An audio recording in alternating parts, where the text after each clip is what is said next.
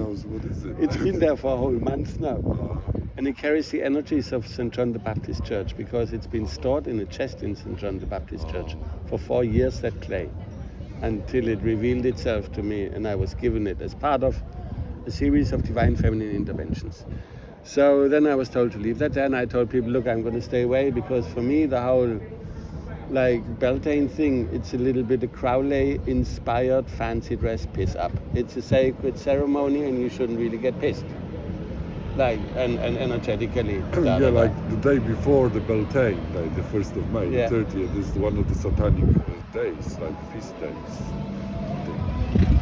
They call it the Feast of Cattle. Oh, yeah. Like you tell me that and I tell you what the Telema people call it, who consciously, and then would you believe it, that so 1st of May stayed at home and then they inaugurated the new town crier here by the name of Bradley Crowley. And I'm like, what the fuck, guys, This really? time it's like everything is like put on the day, special days, like the Yeah. carnival is put Yeah. on the day when Abbott was hanged. Yeah. So, I didn't clock that one yet, but that is like, so basically, and then from when I saw that, I'm like, wow, because the synchronicities is what tells you that your magic is working, yeah? So for them, on the 1st of May, we have like Alistair Crowley, Bradley Crowley, town crier. Oh, it's just a coincidence that he's got the same name. And then I found out, but it's the day. On the first day when St. John the Baptist Church was closed, they kind of pull that off and he gets inaugurated as a town crier. And then I hear like, oh, Crowley's original writings, they were once upon a time stored in that building. Yeah. And every year they read out the Book of Law here on the anniversary for 3 days in a row with a megaphone. And part of that Book of Law that they read out says like, oh, I am something down the lines of, oh, I'm Horus and I'm going to pick out the eyes of Jesus as he's hanging on the cross. oh, I'm like, what the fuck? And that's what they kind of read out here openly. And then I got into and then you've got like the priest, the Telema priest, who openly like, yay, this is what I do here. Pictures of him in the white robes with his Telema ceremonies. Pictures of him here reading out the Book of Law. And then also like, 1st of May. So you've got Mr. Crowley leading the parade up the road, followed by all the green men apart from one in the kind of first row kind of thingy-squitch, and he's a Telema priest, dressed in white. yeah, opposite. And then Everything is upside down. and then they have the audacity, like literally. So 9-3 is their kind of, it's the magic that puts the wand before the love. It's love under wand. And 9-3 is the code for that. And then they carve a 9-3 on the maypole, as in a code. Then they do a ceremony, Feast of Cattle, on the 29th before that, and on the 3rd after that. And this is kind of the main event of their Feast of Cattle. Crowley calls himself the Great Beast 666, and this is what got revealed here. And then I see all the things and all the connections, and I'm like, what the flip? And then I'm doing my things. Like I went to their temple, like to the ceremonial chamber on Glastonbury's oldest well. And Eye of Providence in the wall, and I chiseled out with 2 helpers. I chiseled out the eyeball of Providence, took it out and replaced it with an icon of divine feminine providence. Oh. They know I was there. They know it was me. And that's a beautiful thing because essentially according to Crowley's teachings, they can do their magic until the complete destruction of their ego. And once all this gets presented to the world, it's so obvious. It's literally so obvious. And what an absolute blessing. And then I took this eyeball of Providence home with me, and then I did some ceremonies with it to the point where on the same day when I took the eyeball out, I took some clay out of the river, and out of this clay I made 3 more of those icons. And I burned them, I burned the clay together with the eyeball of Providence in a fire. And then the eyeball of Providence exploded. It went like, paf! Whoa. But like exploded. As in Yeah. like, some of the bits flew almost like 15 meters. And I only found 2 of those icons, but they went through the explosion and everything. And then on the last new moon, I was feeding the bigger parts of the eyeball of Providence to the Gerdog of Langport to activate the Glastonbury zodiac, anchor the divine feminine. This is kind of the victory of the divine feminine over the dark satanic forces. And then Steiner, he literally, Rudolf Steiner, Wow. he's the polar opposite of Crowley. They lived at the same time. Oh. And because I get all the insights, because I'm very connected, she's called Isis Sophia, because Steiner said that the Isis Sophia mythos needs to be relived, adapted to our times. And this is what I did for 20 years, irrefutably. And then I see how like Steiner, he talks about the opposition forces kind of like manifesting at exactly this time right now. And he says, oh yeah, it's like Ahriman and Saruman, I don't know the name of the other kind of, but they're the 2 forces that work together. And Ahriman looks pretty much the same like the spirit that channeled Aleister Crowley, the Book of Law. Those 2 entities look very similar. And Steiner predicts how this is going to manifest in our reality. And Crowley is teaching the people how to manifest that in this reality by magic. And then Crowley, yeah. And so Steiner describes what Crowley is going to do. And then to the point where Steiner goes like, oh yeah, and this, so Steiner interpreted the Apocalypse written by St. John the Evangelist. Like St. John that wrote about the Apocalypse, who wrote about the great beast 666. And then Steiner, he interprets it and goes into more detail, and he goes like, okay, at this time, the great beast 666 is going to manifest, reveal itself. The sun demon is going to reveal himself. And the sun demon, it's like it's a part of the whole kind of, he calls what St. John the Evangelist called the great beast 666. Crowley gets deeper and he goes like, okay, this is the sun demon. Energetically he works with Ahriman. These are the 2 oppositional forces of humanity. And he said that this sun demon, the great beast 666, is going to reveal himself, and either humanity sees it and we won, or humanity doesn't and we're fucked.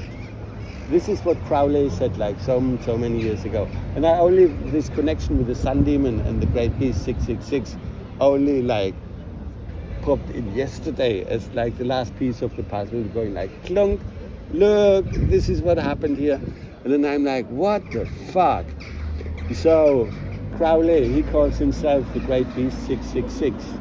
And the main priest, who's dressed in white, who organizes it all, who walks up the procession, the main priest behind that, he calls himself Sol, the sun.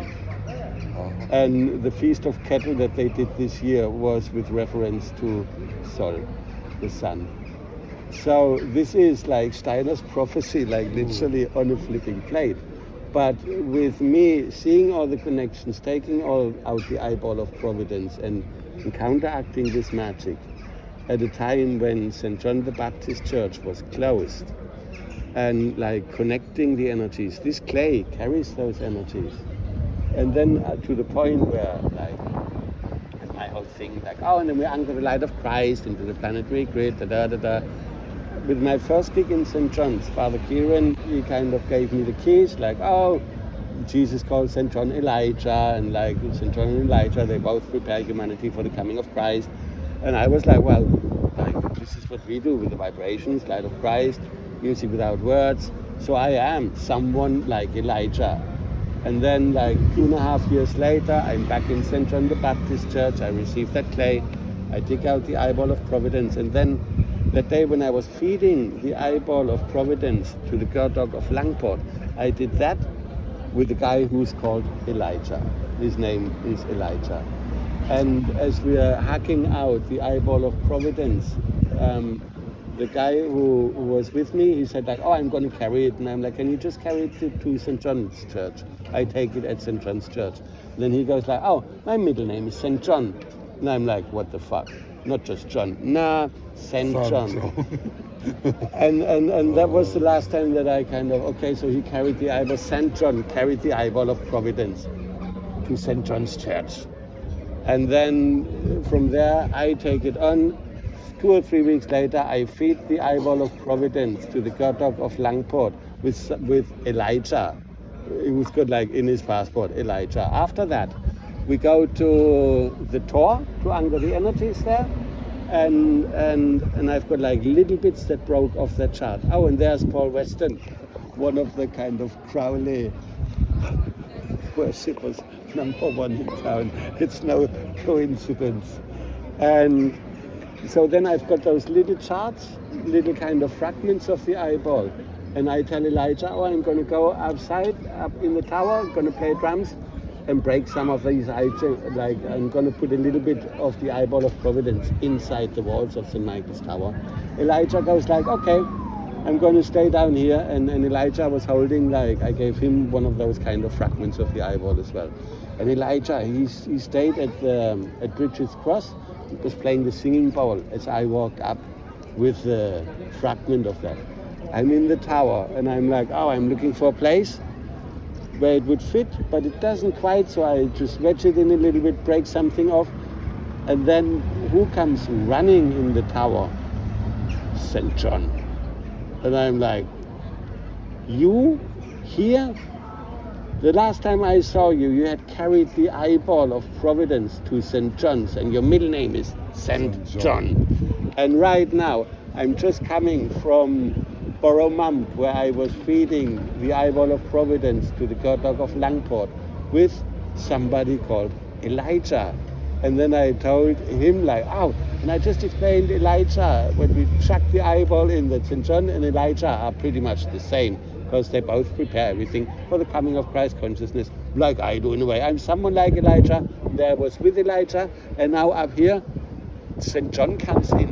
And then I played drums, and later I found out, while I anchored the energies of having like fed the eyeball of providence to the god dog of Langport, activating the Glastonbury zodiac, I play my drum. St. John sits in the middle of the tower with a fragment of the eyeball meditating, and at the same time Elijah is at the bottom of the tower listening to me drumming, holding a fragment of the eyeball of providence.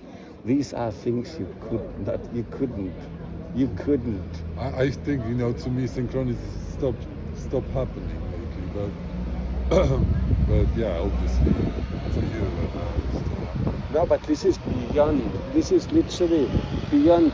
What are the chances to even meet two people called Elijah and St. John? That is special, very special. And then to do something like that, what it all represents, and like it's like, what a fairy tale, literally. What a fairy tale. Unbelievable. And with this whole like, oh, we need to close St. John's churchyard, yeah? When that started, I told people, like, that's why I didn't come on the 1st of May, I told people, like, look, all of these things happening in town right now, this is just a reflection of the magic that puts the want before love. Do as thou wilt. This is what Crowley preaches. And then I'm like, oh, and for me, this is just a reflection. And they complain like, oh, all the heroin addicts in the churchyard. The guy who used to run this building, he was like a dark stuff. Well, obviously, he stored the original writings of Aleister Crowley.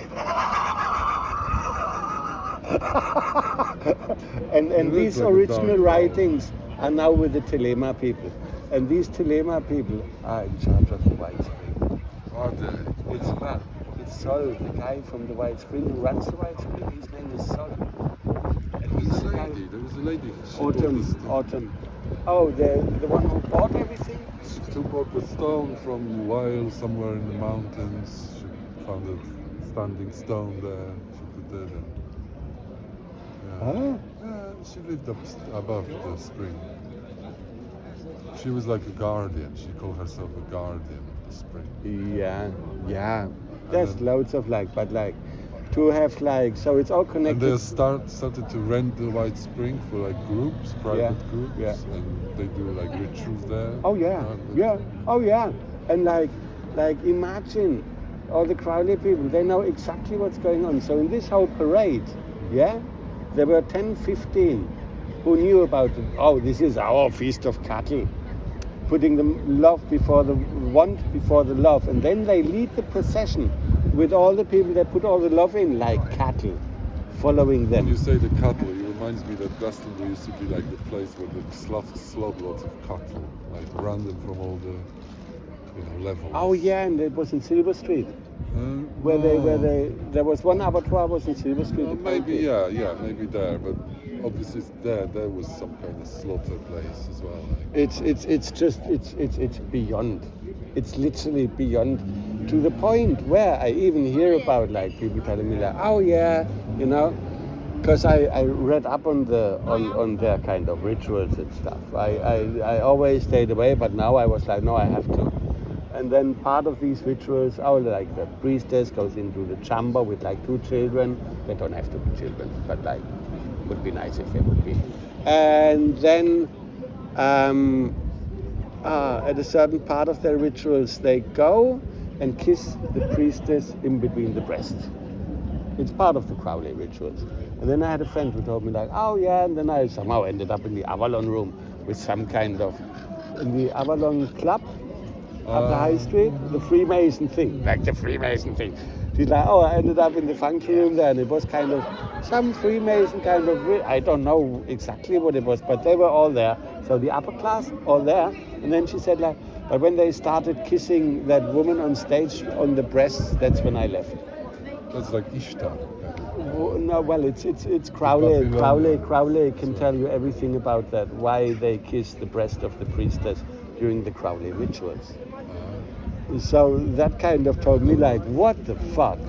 So those people in the other they all know that Crowley put that chamber on top of Glastonbury's eldest well. Was Crowley ever here? Yeah. Crowley was really good mates with Diane Fortune. He came visited her, but Diane Fortune couldn't really make it public because she was absolute against gay sex, which Crowley uses as part of the sex magic. Crowley officially oh yeah, la la la la la. Paris channeling those thingies, shagging each other in the bum, and a journalist trained them for a few days. So they were the 3 of them shagging each other in the bum as part of their kind of rituals, I'm what the fuck? Are you guys alright? Literally, are you alright? And then, bless their cotton socks. But for then, the great beast, 666, to reveal itself like that, with a head priest calling himself Sol. The Feast of Kettle this year was all honoring Sol. Before, honoring Sol. After, Feast of Kettle. Sun Demon, Steiner, obviously, will reveal himself. This is what happened right now. Pope dead, St. John the Baptist closed, the great beast, 666 revealed itself. This is massive. What's going on under? Nobody really can see, but they do. But some do. Deep shit. Some really do, to the point where even the guy that plays the flute, the prettiest flute player of the 1st of May, he's got this really big kind of he's on all the pictures on Facebook and Instagram. 1st of May, flute player, belting up there, and then Sol, he goes oh yeah, and this Telema priest, he comes and he gives a talk about yay, true will and Telema, and it's going to be really good talk. And then I look at the name and I'm hang on, oh fuck, even that flute player is a Telema priest. and all of a sudden it's really, really obvious that the whole town is being used as part of the Telema people, like to do their magic, basically Crowley magic. And from here it ripples out into the entire world, all connected with that eye. And all the kind of, like, look how, like, so all the Satanists that use the Book of Law as their kind of manual, all the kind of musicians, Lady Gaga and all those kind of Satanists openly using those symbols, openly using this magic, and connected to here, from the heart chakra of the world, where it used to ripple out into the whole planet. But now somebody put a massive spanner in the works. And the spanner sits up there.